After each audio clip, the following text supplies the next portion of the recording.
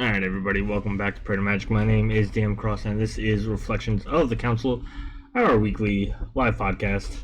And I'm joined, of course, as always, by my buddy over here, Phyrexian Walker. How you doing, Phyrexian? Doing well. It was a pretty okay day, all things considered. Oh, that's good. I was sick all day. So if I look sick, if I sound sick, if my mic keeps getting muted, it's because I'm sniffing a lot and trying not to cough in your ears and stuff like that. I didn't want to cancel today. I don't know why. Maybe it was because I was excited about what we were going to talk about today, but... I'm excited. You're excited? Yeah. You know what I'm excited I got here about? like 40 minutes early, and then it turned out my Discord was having problems, so it was a good thing. You know what I'm excited about? Nothing. What? The fact that our friends over at inkgaming.com are now sponsoring all of our streams and podcasts and everything like that. And of course, you guys can go over there, check out their custom playmats, dice bags, mouse pads, and more. They basically give you every way possible to customize your gaming experience to be whatever it is that you want it to be. And of course, we want to say thank you if you do use the affiliate link, which is down below the stream or in the video description, by giving you 10% off your total purchase, which is using the coupon code Praetor10, Praetor10. So thank you very much for supporting the channel. So, for this week, to open it up, I did not plan a kill on site, so Phyrexian's going to do it. You get to suggest the thing that you kill on site. Kill on site. Planeswalker. Oh, that's a cop-out. I've done that one before, but I'll do it again. Have we? I did it without you. It was one of the first 2 episodes that I started doing it with. Well, I can pick something different. Oh, well, do it again. There's enough planeswalkers actually to kill on site. That's definitely true. Alright, we'll go ahead. Alright, well, let me just get it. I may have to adjust this really quick. Yeah, I do.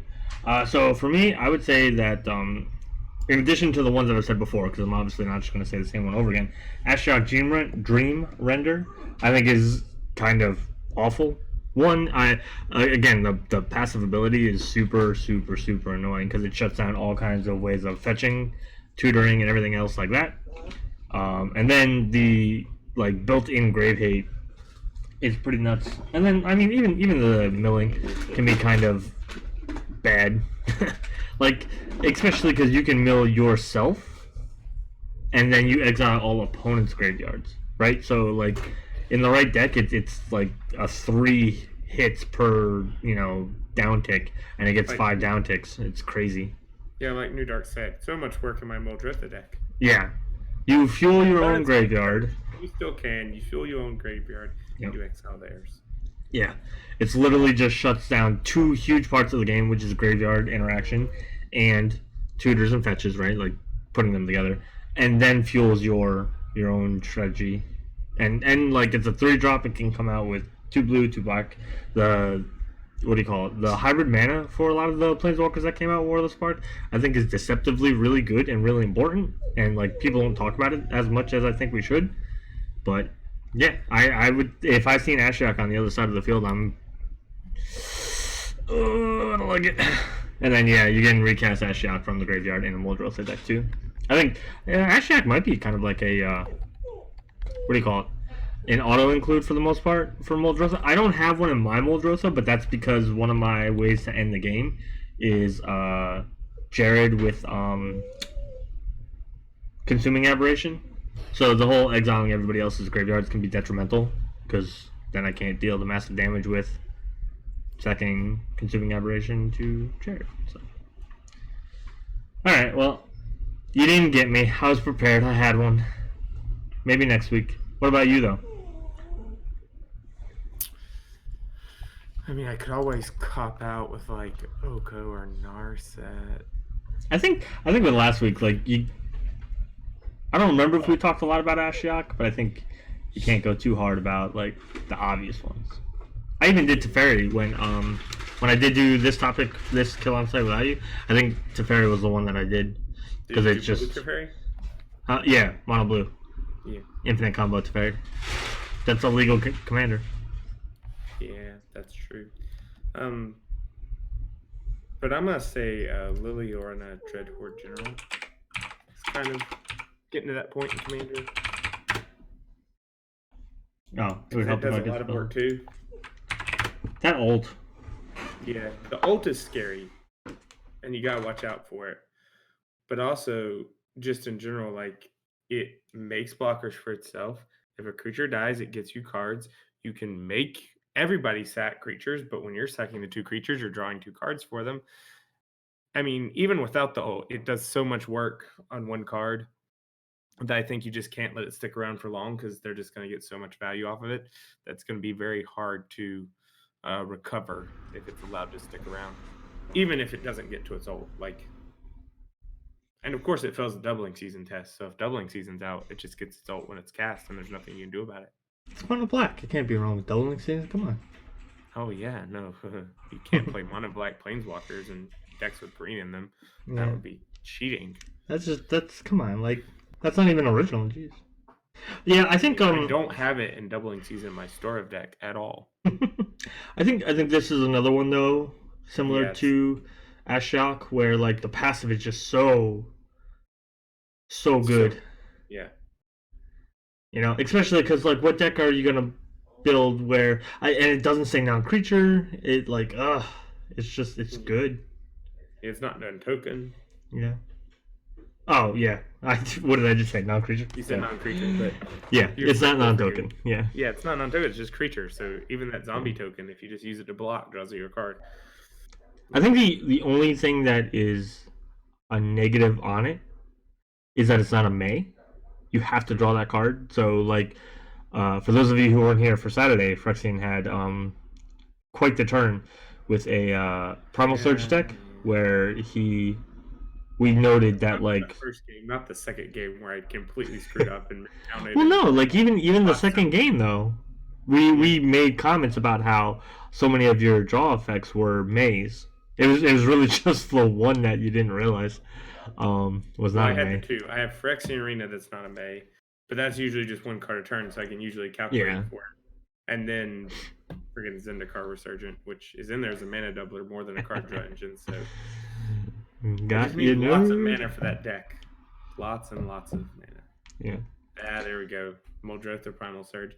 See, I thought about Muldrotha Primal Surge, but Muldrotha is just so hated that I'm like, I'll do Ned Primal Surge instead.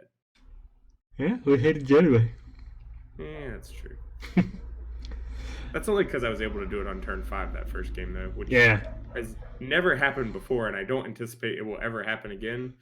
That sequence of like plays/draws and just no one having removal for the mana reflection was kind of ideal because you don't normally play a mana reflection. You kind of hope it sticks around, but you don't expect it to make it back around to you. Yeah, that's probably fair. You just cross your fingers and be like, hey, nobody blow this up. And then if nobody does, you're like, awesome. But if someone does, you're like, oh, well, crap. Maybe I'll recur it later with an Ewit. But most people will blow it up. I think nobody just had the removal in hand and was hoping we had a couple turns. Yeah. Oh, excuse me. Yeah, I kind of do too when I play Liliana. If they have a way to kill her, they're gonna kill her. So. Yeah, I mean, even if you deep cross, I think even if you though, like, as long as it's not before you get at least a couple draws, and who knows, maybe sometimes even it is okay depending on like how good the removal spell is that they use. You know what I mean? I mean, 6 mana, kill 6 of your opponent's creatures, draw 2 cards is not bad. Yeah. You know. Yeah. Hey, yeah, she's pretty good. We're talking about kill on site commanders here, Kraus, and she is Planeswalkers. Planeswalkers. This one can't be a commander. Love this card as a commander. We've already had this conversation yesterday or last Monday. I will say that this is a card that would get me to be like, yeah, let's do Planeswalkers. There you go. See, look. I mean, I'm gonna counter it every time, but you know, still cool, right? Anyway. So yeah, I agree. I think those are 2 really good kill on sites for Planeswalkers, which we did 3 times in one game, or did you just do it? Because you're a monster. You just didn't have the win. That's what it really is. Didn't have the win like right there, so you just all right. Do it again. You guys built back up, and I'm gonna keep plussing it. It's not like I'm gonna minus it, because it is in. Oh no, it's a +1. For some reason, I thought she had a +2, and I'm like, it's an even enter the battlefield effect. It's a even plus, and odd ultimate. So like you would always have the one left over. But anyway. But yeah, I think maybe one time we should do like an inverse of Kill on Sight and like things that maybe people worry about but are really not as good as people think. Something like that. I don't know. We'll figure it out. But for this week's topic, it's actually going to be kind of interesting because this is going to come again from something that got posted on Twitter. Haha. Which now you know that I proposed the topic because it was on Twitter. Yeah. I don't think. So this actually Still comes. a good topic though. Yeah. Once I like sat and like I proposed it and I was like, maybe that won't be the greatest idea, and then I started thinking about it and going through like things I wanted to say, which I can't remember half of them now that I haven't been feeling well all day, but hopefully I'll remember. But so Mark Rosewater posted on Twitter. He does these head-to-head brackets, right? He does these polls with them where he does these different ideas, everything from like favorite card types to favorite planeswalkers that begin with certain letters of the alphabet to all kinds of other like crazy things. And he posted this new bracket. I don't know if he's going to go through and actually do like run polls on it or anything like that, but he posted the bracket and it was very interesting. And as you guys can see here, this is it. It is possible changes to Commander is how he says it. And there's a lot of really cool ones. And for those of you out in, podcast world listening to this later on, we're obviously going to go through each one of these. At least say what they are so that we can kind of make sure to say a little bit about what we think on them.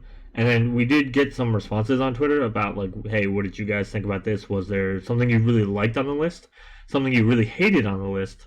Or was there something that wasn't on the list that you think should be on the list? So something that's missing. I do have a love, I do have a hate. I don't really have anything missing because this is actually a pretty extensive list. What is this, like 16 options, I think? Yeah. 2, 4, 6, 8. Yeah. So let's go over what all the options are, and I'm gonna go from top to bottom. So every 2 is like a round 1 bracket, right?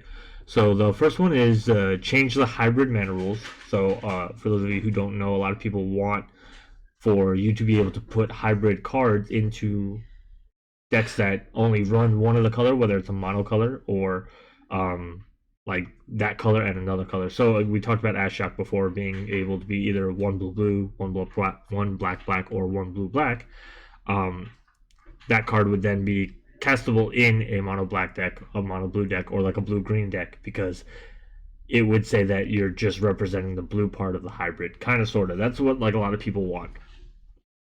And that's paired up with no max deck size, which I think, little bit of comment, I think that's like pretty huge. I think it's kind of like innocuously there because it seems like such a simple sentence, but like no max deck size. So instead of having a 100 card deck, you could have anything that you wanted. So you could have a Battle of the Wits deck where if you draw it and cast it, you have the 200 cards in your library. You could actually win the game. I know some people are like have talked about that in the past about like wanting that to happen, but weird. The next one is Soul Ring ban. We shouldn't have to really, I think, explain that one. A lot of people have talked, ban Soul Ring. There's a very like controversial one side and the other side about like, hey, Soul Ring is just too homogeneous for the format and every deck runs it and that's bad. Whereas other people are like, no, it's a good card and everybody should have access to it. So, you get to pick your shot on that one. That is paired up with non-creature legendaries as commanders, which it's kind of weird because this is almost on here twice, and I'll explain that a little bit later. But I'm guessing things like you could have a legendary enchantment or artifact as like your planeswalker. I think that's what they're really going for here. Yeah. I wonder, like Urza's Ruin is Blast, right? Is that legendary in card type, or is that? Yeah, it's a legendary sorcery. So it almost kind of takes a little bit of, I guess, like a page out of the book of Oathbreaker, where they have the Oathbreaker spell. You know what I mean? The next set is no commander damage, which I know Josh LeQuai I think has talked about that one in the past from Command Zone and Game Nights. Just basically the thought process that I've heard of behind this one is that it's too hard to track individually and stuff like that, and it's not super important to the format, and it doesn't happen as often as people think it does, and there's a lot of other like similar to those kind of arguments for this change. And then that is paired with fourth player advantage, which is kind of an interesting way to, like, some people have said like the fourth player should start with the monarchy, should draw an extra card or something like that, or play like an extra land the first turn. I've heard a bunch of different variants on this one. Phyrexian, I don't know if you've heard different ones than what I just said. Or have you heard? The ones I've heard is like draw an extra card in their first turn, or start with the monarchy, or stuff like that. Like, varies depending on who you talk to. Okay. I haven't. Yeah, those are the main ones that I've heard. I'm sure there are probably some people out there with like other unique ones that just didn't get as much traction in like the community or whatever. So then the next, I'm gonna propose one right now. Starts with a basic waste in play. Oh yeah, so that'd be weird because you would then have access to colorless, and it doesn't sound like that should super matter, but it might.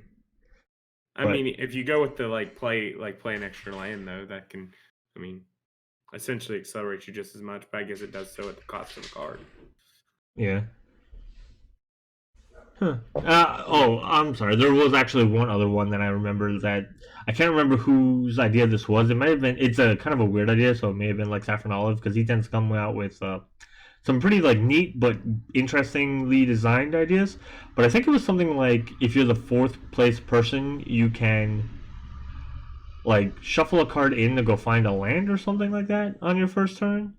So like and I already know what Phyrexian is going to say to this because we've had similar conversations to this before, but it kind of like inspires people to keep worse hands, I think.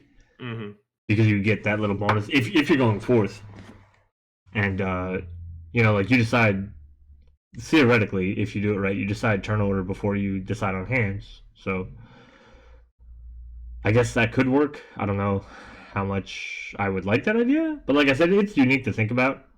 And I would want to see it tested. Most of these ideas, I'm not super against any of them without, unless we test it and it's bad.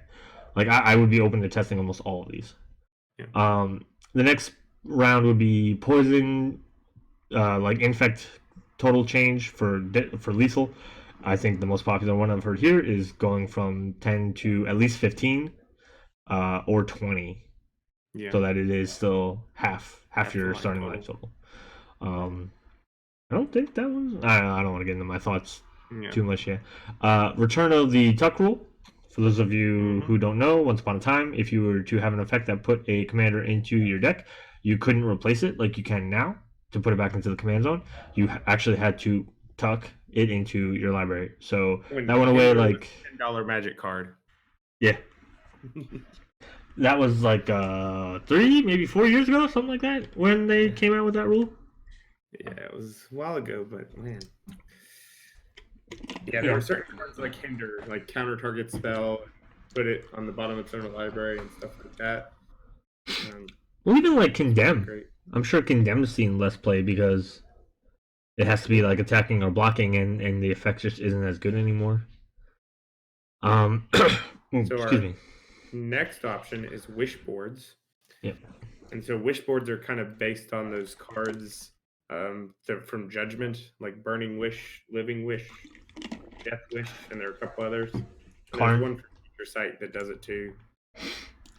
But basically, you can pull a card you own outside the game, reveal it, and put it into your hand, and then exile that card.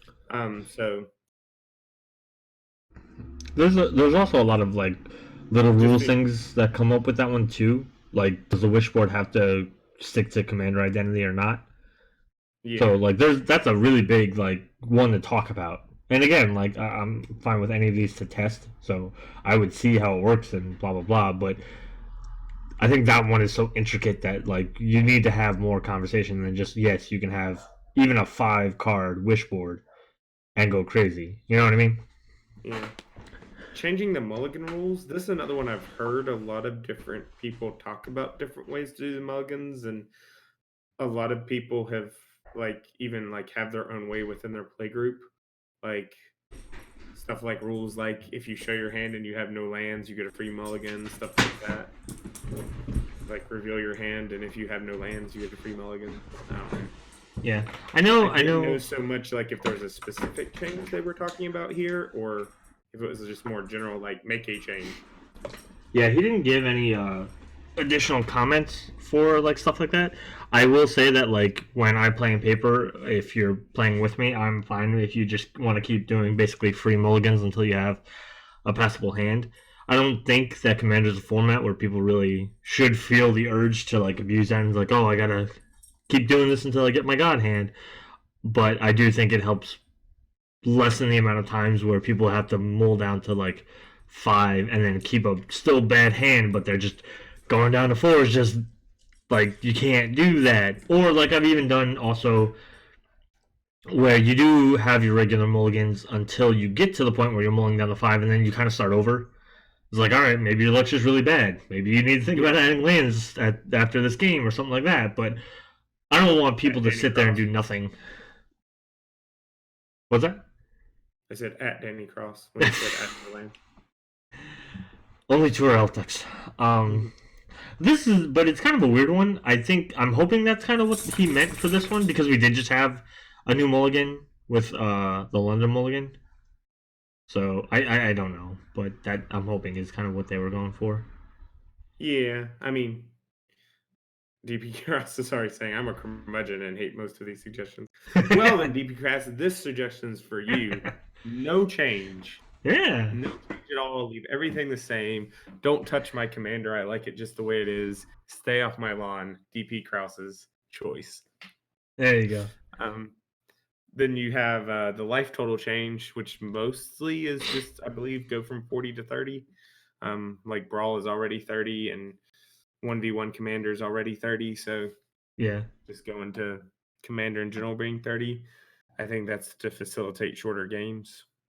I think there's also the argument of trying to strengthen aggressive decks in the format because with 40 life, it's just so easy to use life. We all talked about it. Life's a resource and everything like that, and it's easier to abuse when you have 4. Like to me, it's almost like you start with 39 extra mana at the beginning of the game that you have to find ways to use. Granted, but that's kind of like what it is. And I mean, we even recently had a game of Commander Online where you got down to 1. And then had a turn where you just went off, and I believe you won that game. So you were at 1, and you won, right? Whether that was because John had a counterspell he chose not to use because he was like, show all of you or not, I'm not sure still. Because he had a huge hand, and he could have had like a pitch counter or something. Pitch counter deck, but I don't know. He may have just not had it, or he may have been like, screw all of you guys. I'm really still not sure to this day which it was. I think his like official of what he said was that he was going to die anyway because you had enough power on board to kill him. One person.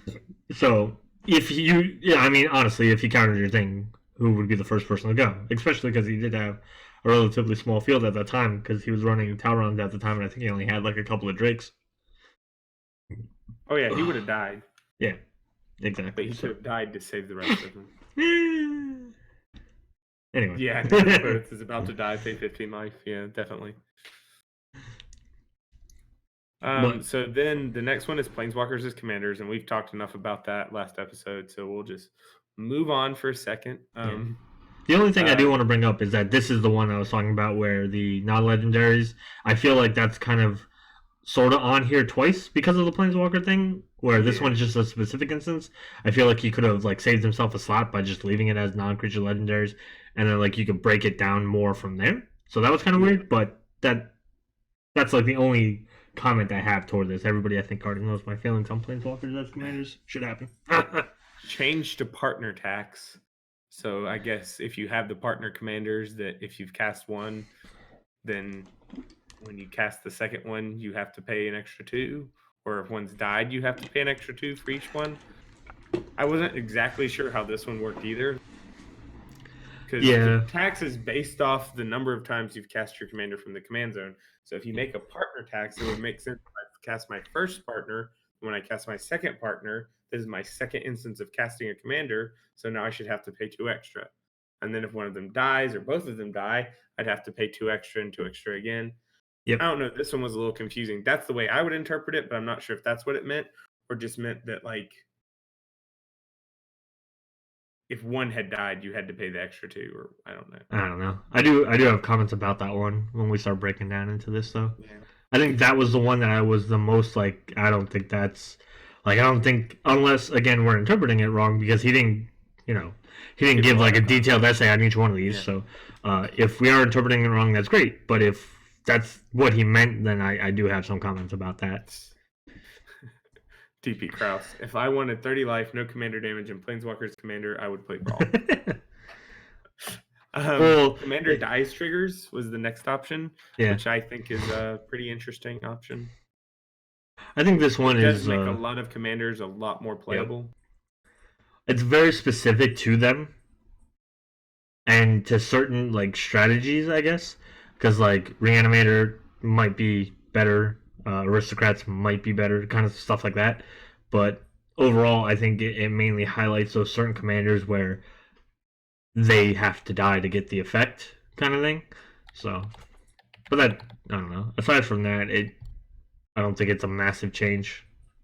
You know what I mean? Like, if that one were to happen, I don't think we would see the format look or feel different. Whereas some of these, I would imagine, would institute a bigger change. You know, tuck rule, command, or partner tax. Those are life total changes. Those are, like, big changes. This one I don't think is that much. And then my favorite. Go on. Allow silver border. Yeah, buddy. We getting all kinds of unstable up in here. I think, and I've. So I was originally when Unstable was coming out, and then the Rules Council did the whole, like, during Christmas time, unstable cards were gonna, or I think it was all silver bordered cards were gonna be legal or something like that. I was one of those people who was like, this is the worst idea ever. I'm not gonna play Commander at all during Christmas, and the hell with this. Having not only seen but, like, been around some games or even played some games where the silver bordered cards from Unstable specifically were, most of them I liked. There were so many mechanics in Unstable that I think can just be tweaked and tuned and then become real, like, black bordered Magic cards, that I don't think that would be that bad. Now, like, I've said this before, the whole Nerf gun war, whatever card that is, I absolutely hate that idea in a game. Anything that's going to disrupt the game and make it take longer because of something stupid like that, or, like, risk damaging a card, where I know it's a Nerf gun, but, like, you know, it's also cardboard cards, right? So anything like that, I'm completely against. But, like, if you're telling me now I can play Grusilda, which is the combined legendary creature, or the Big Idea, which was the rolling the D6s legendary creature from Unstable, like, I think those are really cool mechanics. And, like, combines hop and a skip away from meld. It's just a little bit more flexible. The D6 thing is probably going to pop up in Magic at some time, considering Wizards also makes Dungeons and Dragons, which uses a lot of D6s. And, like, we already have coin flip, so we already have that random variance to it. So, like, this one I think is almost going to happen without happening, in terms of R&D's just going to find ways to put some ideas that we've seen in silver bordered onto black border cards. So this one's kind of like, for me, it's kind of like, yeah, whatever, I don't care. You don't have to do it because it's going to happen. I said so. My problem is more just there are certain cards that if you make silver border allowed are just very unfun to play with. Yeah. Like cards you've named that are unfun to play with. But even I could see people just making, like, Timmy, Power Gamer. 4 mana, you may put a creature card from your hand onto the battlefield. Yep. I think Johnny Combo Player, 4 mana, generic, search your library for a card and put that card in your hand. Yeah. I think they would have to. It's just like if they were to change I think this is the kind of, if they were to do the change like this, as opposed to just R&D tweaking and tuning the ideas and putting them into sets where it would make sense for whatever reason, this is one of those things that I think would be a huge change in terms of, or in the equivalent of like the Planeswalkers as commander thing, where I think they would do some knee-jerk reaction bans like Spike, Johnny, the Nerf gun thing. Yeah, like I could just see them auto banning some stuff if they were to make that kind of a rule change. Which again, like I'm not super against if you evaluate the positive you get from the change and the negative you get from the change, and you have more positive than negative, it's called a net positive. So if the change is a net positive for the format, then for those few people who aren't enjoying it and they're like the outcriers of that negative, that smaller negative part, I'm sorry, that does suck. But if it makes the format more enjoyable for a majority of people, that is a net positive, which means it's good. Like, now, admittedly, I do want to see someone make infinite mana and just play Glee Max and then go to town. Well, you're the worst. Do you even know what Glee Max does? I don't care. It's for 1 million mana. It's you choose all targets for all spells and abilities. Okay. It's a legendary artifact. You're a legendary artifact. You suck. That'd be funny, but I'm very, again, just as a reminder for people who maybe cut to this part or listening to the stream now or whatever, I'm not feeling well, so I'm very snarky, and poor Phyrexian is going to probably get the brunt of it. I don't know, but yeah. So if you, I just think there are so many cards that you'd have to ban for various reasons if you opened it up. Yeah. Like the cards like the Nerf Gun War, they're just unfun. The Booster Tutor that just you can't do. To like, there are just so many that would be banned that. I'm not gonna lie, Booster Tutor is actually one of my more favorite like ones for silver bordered play. Now, granted, like when you go and you sit down for silver bordered play, there's a slight difference in what you want to see. But like every time I see a Booster Tutor in a game or I see somebody do it, I'm like, oh, this is gonna be cool. Well, I played in Unhinged and drafted Unhinged, and I played a deck with 3 Booster Tutors in it. So yeah. I'm definitely a fan of Booster Tutor, but So, like I said on Twitter, I did ask for like some thoughts about these kind of things before we get, I guess, into our overall ideas. Paul Kinter said Unified Commander Damage and Auto Monarch are missing. Partner attack seems logical. Would add playtest cards to the silver bordered portion. I think because they said no commander damage. They didn't say change commander damage. Okay. I was about to say, it's like, I think you could probably work in the unified commander damage, but that's another one I think has been talked about. And I, again, going back to Josh Lequai, because he was the person I referenced being in favor of the no commander attacks. That's kind of something else that he has also said that he would be okay with, is if we unified it to where, like, if you get hit for 21 points of damage from everybody's commander, then you're out, as opposed to 21 from just Phyrexian or just me or just Challen or just Danny. I'm overall fine with that change. I think the number would have to be higher. At that point, in my opinion. I don't, because, and it's again because like aggression in the format is so rarely like super easy to do, minus like I guess really cheap decks with aggro, maybe. I don't know. It's rare that I've seen like a super like just attack fast deck do super well. Minus maybe some infect decks that I've seen do super well. Okay. More some of our other comments though. Trinket Major said, one I would really love is Commander Dice triggers. The current rule is clunky and can lead to feel bad moments for new players and lead to some weird loopholes with Amulet of Avarice. I don't know what that is. I might be missing something, but I feel like changing it has only positive effects. And then in a second comment mentions Alinda Rolex, which we talked a little bit about before the stream actually started. But I think that's a big player for this rule, and that's why I was saying when we were going over the list was that it highlights those few commanders where it is specifically says like this thing has to die. Rolex being to proliferate, Alinda saying to give you the tokens. She can't leave the battlefield. She has to to die. And So yeah. Avarice Amulet is for 4 mana artifact equipment. Equipped creature gets +2/+0 and has vigilance. At the beginning of your upkeep, draw a card. And then when it dies, you're supposed to give the targeted opponent control of Avarice Amulet. But I guess if you put it on your commander, Oh, then you never never give actually it have up. to. That's a cool card. Yeah. Seems like a good thing to throw in a mono white deck. But Extra card draw away. yeah. But again, like it's not one of those things that's dominating the format. So I feel like that part of the comment is, anecdotal experiences. But I do like highlighting Elenda. I do like highlighting Rolex, especially because they're newer-ish commanders. Elenda being probably 2 years old now since Ixalan, year and a half maybe.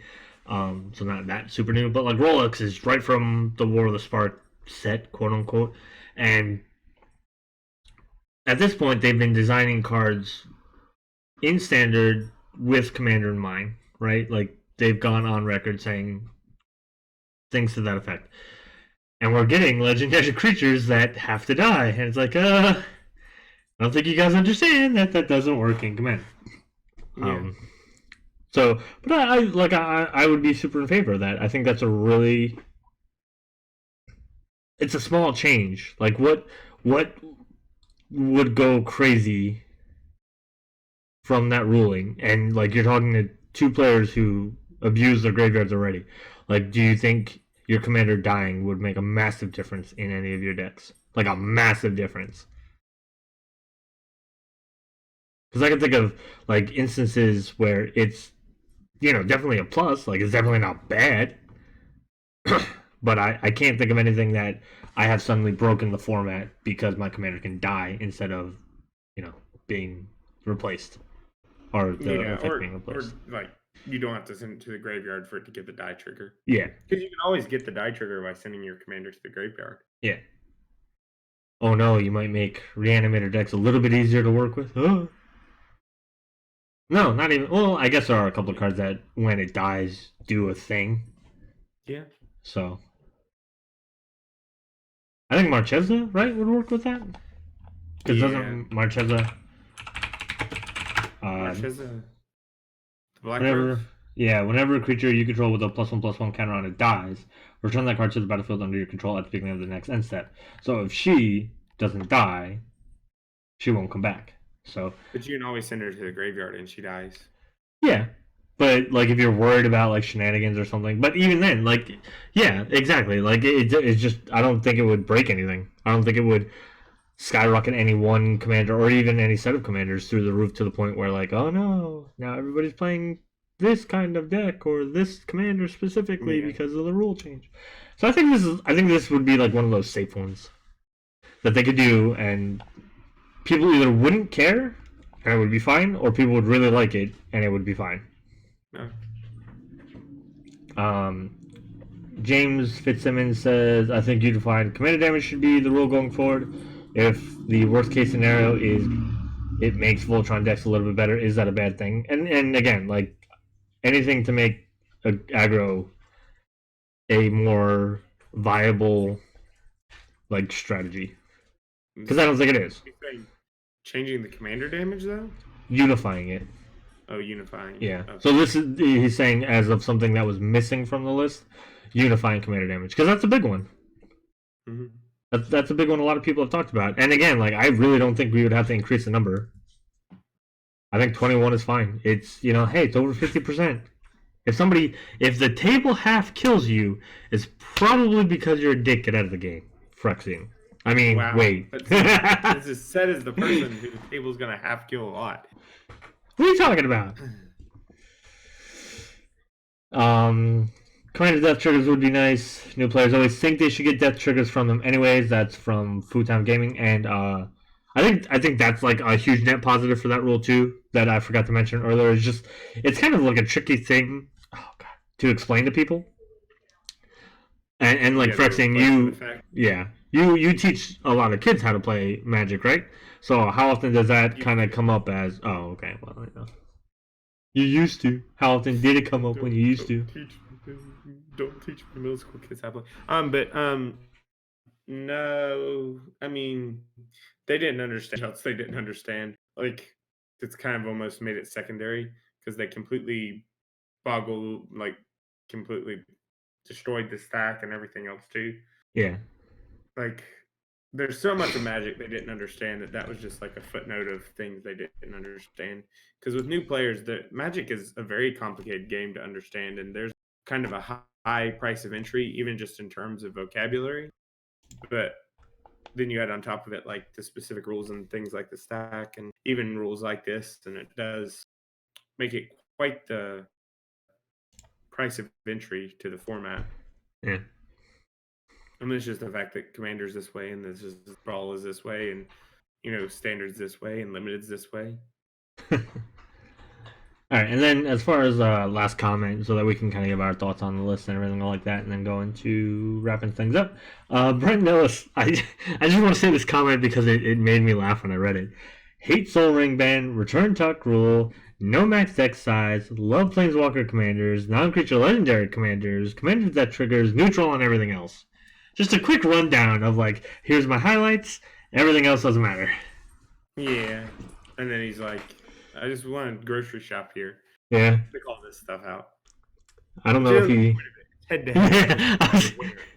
I was going to say, it's like, I don't think he realizes that at the end of this poll, there's one line, man. Like, you get one. Like, right that's here, how these are the going. end. The end. What do we get? Which is kind of what I think would be interesting for us to walk through and see if we just, like, agree. Oh, yeah? Like, yeah, in our first matchup, changing hybrid mana rules and no max deck size. Which of those two would you pick to win that matchup? I think the hybrid rules fan base has a lot more body to it than the, like, again, Battle of the Wits wannabe players. You know what I'm saying? Like, I don't think there's enough people clamoring to be able to increase their deck size. Like, any kind of increase, not even just no max deck size is a huge change as opposed to, well, here's 50 more cards, so now it's 150 card format. Or, like, here's 10 more cards. Or, you know what I mean? So I think... Go ahead. I'm kind of with you there. And it's less about me thinking that changing mana hybrid is a good idea or not a good idea, as opposed to I just don't think the max deck size is a good idea. Because 100 is a nice round number. It's easy to remember. Yeah. And two, if it's like, well, my deck's 100 cards, your deck's 200, your deck's 300, it changes a lot of things. It makes Mill almost unplayable, which Mill is sort of unplayable anyway, but like it becomes really unplayable if you start playing 3 decks that are 300 cards when your deck's 100 or whatever, Yeah. One thing really takes away the consistency of certain other strategies, and just in general, like, your deck is more consistent and more focused the fewer cards you run, unless you're looking for a specific, like, I'm going to run a bunch of tutors and Battle of Wits to try to win the game. Yeah. I do want to point out that it does say no max deck size, which this is up to our interpretation. So you still have the minimum of 100. Yes, that's what I'm thinking too. So it's not like you could go down to a 60 card deck for the sake of consistency. You have to play at least 100.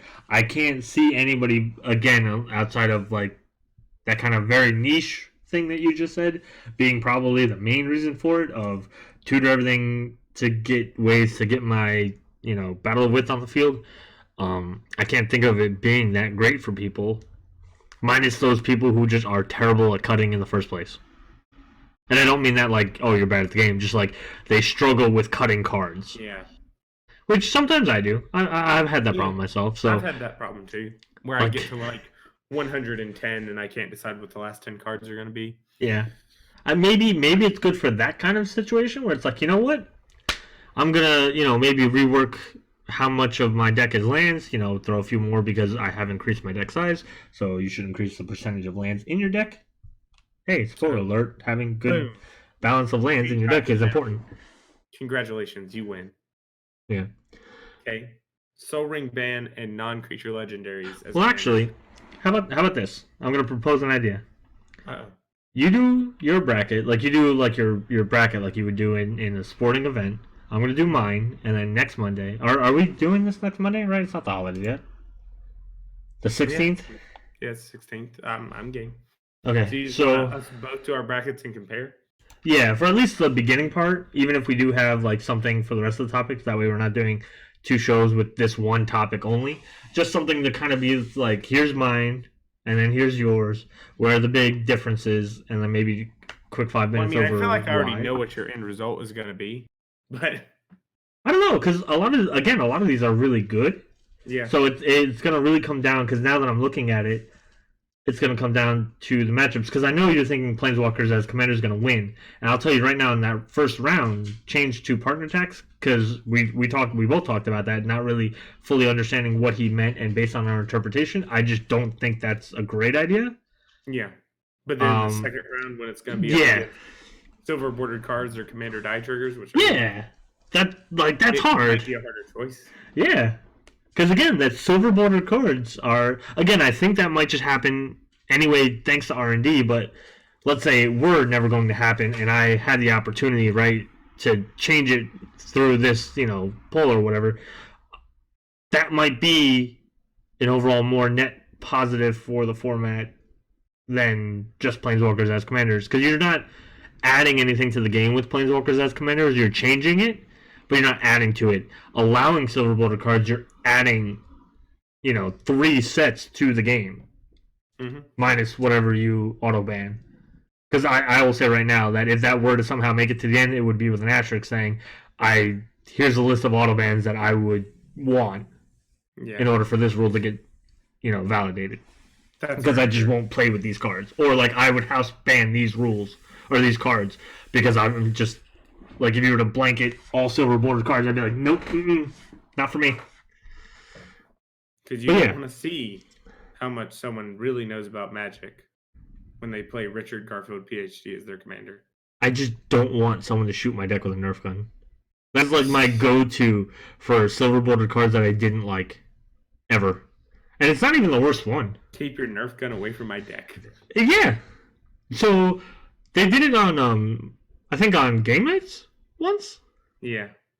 They did something silly, and oh no, it was on Commander Versus, where they did silver border. They did unstable commanders or something, and Jeremy at the end he didn't get to play the card, so they let him shoot the Nerf gun at somebody's deck. And it's I wouldn't be down for that. I get it's fun for some people, right? And maybe I'm a killjoy, but nah, man, keep your Nerf gun away from my deck.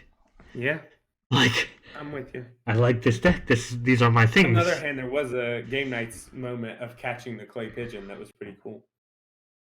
Yeah.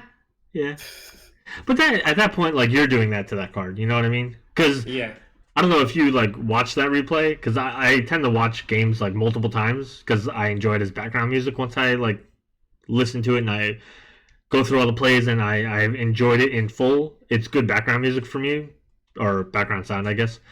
And having watched it a few times, there's no way that card's straight after the way he caught it. Yeah. He crumpled that card. Yeah, that card got destroyed. Yeah. But it's also a clay pigeon. I don't think it's a high value Magic card. No, and that's fine. But again, you're choosing to take that risk by running that card if it's a big deal to you. And I don't think it really is a big deal to most people. Because again, it's a clay pigeon. So. But yeah, how about that? How about we'll actually do the bracket thing. And if anybody in the chat or if anybody watching this later on YouTube or listening to Podcast World wants to do theirs and submit it, you can either you can email them to us at praetormagic@gmail.com, all one word, no period or anything until you get to the .com part. But or hit us up on Twitter or on the Discord if you want to either DM me or put it in the general Magic channel. That would be. We could even maybe see how much of the brackets are similar. We won't go through everybody's bracket. We will probably only look at really Phyrexian and mines on the episode because we only have an hour, and I don't think that's going to be the main topic anyway. But maybe we'll highlight everybody chose for no commander damage to be beat by 4th player advantage. You know what I mean? Absolutely nobody chose no commander damage. Something like that. I don't know. But yeah, so go ahead, do that. You got the image right here, right on your screen. And for those of you who are listening to this later in Podcast World, I'll link to Rosewater's tweet in the description, so you should be able to get it from there. And if you wanna show us your bracket, we'll see who's the real winner here. which will be anybody who agrees with me, because I'm right. So. Who knows? We might agree in the end. You never know. What? I said, who knows? We might even agree in the end. You never know. I feel like we would have a good few things the same. But aside I from feel like that, that's probably true. We will have a lot of similarities and some differences. all right. So to wrap this up, let's see. Let's actually go back to the bracket. I just took off the screen. Uh-oh. We're gonna. Mistakes were made. If you had to, without sitting down to really think about it, pick one of these to make it to the end. Which one would it be? So we're breaking the mold on the whole format. The formats, But doesn't it already answer our question for next week? No, because you're gonna sit and think about it. This is your like knee-jerk reaction one. Oh. Because you kind of know what mine is. Yeah. I'm gonna change it. I'm gonna change it up on you a little bit.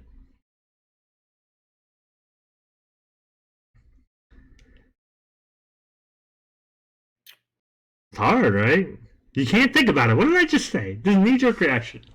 I can't knee-jerk. I don't knee-jerk well. Oh, first of all, the context. Second of all, just oh yeah, DB Cross shows the easy one. Yeah, no change. You're gonna have the cop out. No. This is breaking the mold. Your break the mold answer can't be to not break the mold. That's not how this works. That breaks the mold of what this is trying to do. So we're breaking the mold of the format, not of the poll, of the format. I wish I could draw on this because I would just creature legendaries as commanders. All right. So obviously, so I'm assuming, given that planeswalkers as commanders is separate, that non-creature legendaries does not include planeswalkers. Oh, I was taking it. Okay, that's a good interpretation. All of them. Does it include planeswalkers and everything else? I think that's a good interpretation of not making planeswalkers in that one, because otherwise, again, like we were saying, it doesn't really make sense. I would actually, because this is break the mold, I would take out the no change, because that's not an option, and I would pick the unified commander damage. I'd put that in its place, and I would choose it to win. And if I couldn't do that, I would actually, because planeswalkers as commander would be a cop-out answer from me, like you kind of know I'm going to do that, I would choose a life total change. So again, to try to benefit aggressive playstyles a little bit more. Because I think like they just don't have a good place in the format right now, and I think that's kind of crappy. It's Magic the Gathering. You're supposed to I kind kill of agree people. with you there, Kraus. I don't think Sol Ring is the most egregious of the fast mana rocks. Yeah. I mean, two of them are kind of banned. Of its availability. Yeah. Two of them are kind of banned because of that. Like, they're not banned, but they're, like, not super popular because of that. I've never really run into a Mana Crypt or a Mana Vault out in the wild in paper. I can't remember the last time I saw someone play Magic one. Online, you'll run into it all the time. Yeah, because it's cheap. Yeah, cheaper, yeah. Because there's, like, 2 promos or some nonsense like that, but... Alright, so definitely make sure you guys come back Monday for the next episode of Reflections of the Council. Again, 9 p.m. Eastern Time. It's on twitch.tv/Praetor Magic. Or, of course, if you get these later on, either YouTube or your favorite podcast site platform thing, youtube.com/Praetor Magic, or, again, whatever your favorite method is. We will compare what our brackets are and tell Phyrexian why he's wrong when he disagrees with me, and maybe point out some of the other ones. If people submit some brackets, we'll see how many other people are wrong for disagreeing with whatever I say, because I'm always right. Come on. Until next time, we are going to have a special holiday 3DH stream on Wednesday this time. It's going to be Jingle Elves.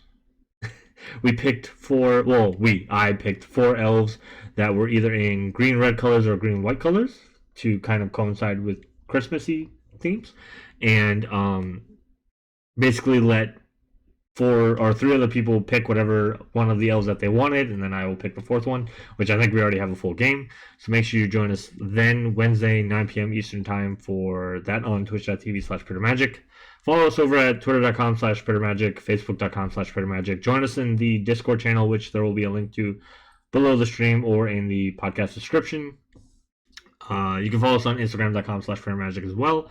And I believe that is it. Unless Phyrexian can think of something I didn't think of. Nope. Fantastic. Look at that. I think we're even 5 minutes early. You know what? Fantastic. I love it. I'm not feeling good. We're taking 5 minutes off. So until next Monday, guys, or if you join us on Wednesday, that's all we got. Until then, peace.